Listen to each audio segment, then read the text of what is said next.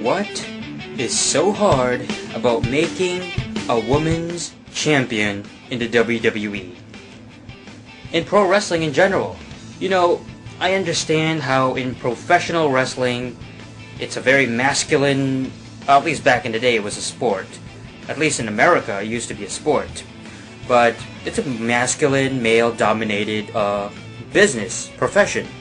You know, I mean, every champion, the first champions have always been men. They've always dominated the wrestling industry, and for a reason. And it makes sense. It's understandable. Men basically dominate a lot of sports and athletic organizations, whether it's the NBA, or football, or hockey, baseball, etc. Professional wrestling is no different. Champions have always been focused on the males and the man division. Women's wrestling have always kind of been looked at as sort of a weaker division, or it's not as prominent. It's not as large. It's never been as big as men's wrestling.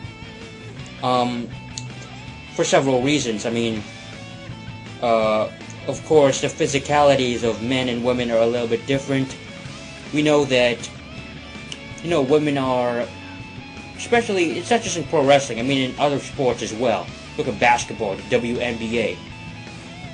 Men's athletic events have always been it's been more deemed as kind of more competitive, it's more aggressive, it's faster paced. It's just more athletically impressive. Now, when it comes to the women's wrestling, it's kind of noticeable too. I mean, if you look at the moves and the different spots that they use in the women's wrestling, it's not as crazy or extreme or even as exciting as maybe a men's division, as men's wrestling. But you can still argue that women can still deliver good matches. They can still go toe-to-toe. I mean, they can still give you hardcore matches. They can still do a lot of high spots, a lot of acrobatic spots. Look at somebody like Lita. Look at the women's division in TNA. Look at independent promotions such as Shimmer. See, these women can be very entertaining as well. I remember WOW, Women of Wrestling. It's a defunct wrestling promotion that's all female. So I remember, certain wrestlers who were very successful for their time. I mean, somebody like Chyna. Chyna was the very first ever female intercontinental champion. Matter of fact, the only female intercontinental champion.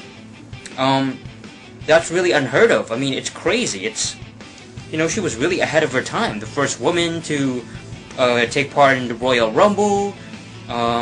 So she's done a lot of great things for the female sort of reputation of wrestling. And it also helped the fact that she was really butch. She was very muscular. Her jaw was like, she had strong jaws, strong upper body, very muscular, very tough looking. She's like an Amazon. And somebody today like Beth Phoenix kind of has the same aura, the same presence, the same muscular, Amazon type woman. I mean, like even in today's society, in American society, where times are changing, we're seeing differences, we're seeing things that are progressing, you know what I mean, in society where, for the first time ever, we have a president, Barack Obama, who is part black, an African American president, first ever black president, because he's half white and half black. And it's like, wow, it's crazy. But now we're seeing changes. But my point is, he's still a male. He's still a guy. All the presidents of the United States have always been men. It's male dominated. Mostly white males. The large majority. And then all of a sudden we got somebody who's part black. So it's like, yeah, okay, we have a black president now, but he's still a male. It's gonna still be a guy, so it's still male dominated. Well, in the pro wrestling business, it's kind of the same way. You got somebody like The Rock who's like half black. It's like, yeah, he's gonna be our champion, but he's gonna be a guy. It's like guys first, You know what I mean? Women come later. You know, it's like women are always kind of second place kind of thing. You know what I mean? At least in the White House and like in politics, women have a better chance of being elected. You know, like Hillary she could have been the first female president. You know what I mean? But in pro wrestling, it's like people are totally divided. You know, it's like the genders are totally males are in their own division, and women can only compete in their division, with some exceptions. I told you, China. You know, China was able to hold the Intercontinental Belt and take part in the Royal Rumble. Granted, she was only in the Royal Rumble for like 2 seconds. She eliminated a couple of dudes, you know. If I'm not mistaken, China was in the Royal Rumble twice. She was in 2 Royal Rumbles, if I'm not mistaken. Correct me if I'm wrong. I remember when she entered and she eliminated, I think it was Mark Henry. And there was another time where she eliminated X-Pac, but I could be wrong about the X-Pac one. I'm not 100% sure about that one, but I know when she eliminated Mark Henry. But she got eliminated very soon as well. So it was almost like it was a novelty, you know, because China was such a masculine-looking female anyway. She was like an Amazon. So it was like, yeah, we'll put China in it just because, you know, she's very muscular and she, you know, she's not a diva or anything. She's not like a Sable or a Trish Stratus where she's really feminine and really represents the female gender in a sort of sexualized, sexy way. So I'm wondering whether in the future, even in our lifetime, if not in our lifetime, will we ever see a WWE champion who is a female? I'm not talking about the Women's Championship. I'm not talking about the Divas Championship. I'm not talking about the TNA Knockout Championship.